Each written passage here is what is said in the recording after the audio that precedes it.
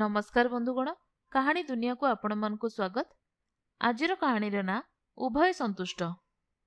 मेनका जेतेबेले शुणिला ता पड़ोसी शांति गोटे भल गाई किणिबाकु हाटकु जाउची, ता छाती ईर्षारे जलिगला। मेनका कहिला, हईरे तते कौन आसीचे तू गाई किणिबु? देखिबु रह, गाई तो आनी परिबु नाही, टंकातक भी हरेई खाली हातरे फेरिबु। शांति किछि न कही हाटकु चलीगला। संध्या बेलकु देखागला से खाली हातरे घरकु फेरुची।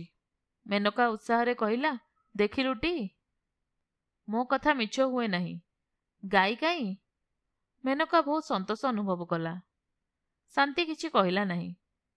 कथा हैला, शांति 200 टंका देई गाई किणी फेरुथिबा बाटरे जमीदार ताकु देखिले। जमीदार को से गाईटी बड़ भल लागिला। से 300 टंका देई गाईटी शांति ठारू किणी नेइथिले। शांति संतोषरे फेरी आसिला। आपण माने शुणुथिले जह्न मामुर एक गप उभय संतुष्ट।